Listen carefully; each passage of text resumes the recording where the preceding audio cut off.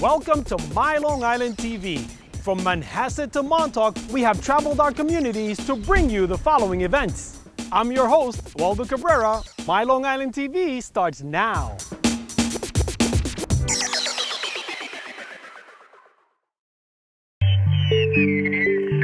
CQ, Alpha Alpha 2 Victor Kilo.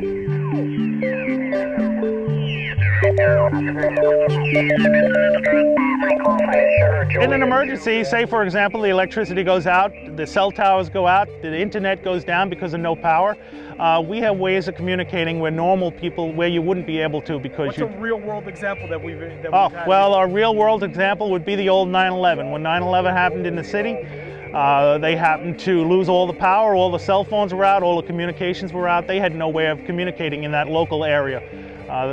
And that in particular would be one time where amateur radios could handle the communications. We have 100 members. The club is called Long Island LIQRP Club, the QRP standing for low power in amateur radio. This morning I was speaking to Oklahoma, and their call sign is KD5QFR. Then I contacted a station in Germany. I talked to him for a few minutes, and because we know he's from Germany because he told me, but other than that, it's also the prefix is a DJ3, so it's a Germany prefix. And also the Netherlands region. I was contacting with 3 or 4 stations in the Netherlands just for short contacts. It's sort of universal that most amateurs have a basic knowledge of English, especially in the other countries. The hobby and the equipment can be somewhat expensive in some of the other countries, and the people that have money usually are taught a second language. Okay, what we have is we have obviously the small battery that's operating the entire device. That's all it is.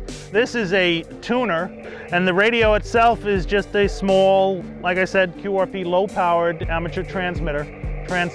This over here is for the people that still understand Morse code. It's an old way of communication, but it's good in a way that it can get through a lot of interference where regularly the voice may not get through. Kilo 2 Lima Delta Charlie. I'm very much involved in amateur radio emergency service and the radio amateur civil emergency service. So it's an opportunity to take my Go Pack, which is the knapsack, and take all the radio equipment that I have in there and actually set it up and test it. The only difference being in a real emergency, I'd have solar panels here to keep recharging the battery, so I don't have to worry about losing power after a while. And that's the key strength of amateur radio. In an emergency, we provide that last mile of communication when everything else goes out. I have a question about your Altoids box. Is that in case you need to refresh your breath? Well, it already did that. This Altoids box contains a two-way radio. This is a 40 meter or 7 megahertz transmitter and receiver using Morse code. Hams typically have a sense of humor, and the Altoids boxes became part of that. They're very inexpensive when people are throwing them away, and the metal is thin enough that it's easy enough to drill or cut and poke, and it takes solder. So it becomes a very nice chassis box to protect the units.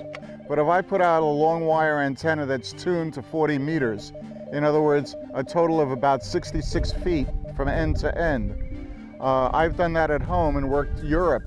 I've actually communicated on Morse code to people in Europe, in England and in Italy, with this transmitter and receiver. It's similar to being in an internet chat room and texting on a telephone and all the other cute things you can do when you pay at the end of the month. I'm not going to deny it. Internets and phones, everybody has cell phones, everybody has internet. 95% of the time, if not better, they work. So the key is, if there's a major disaster, I'm running to your house? Hopefully.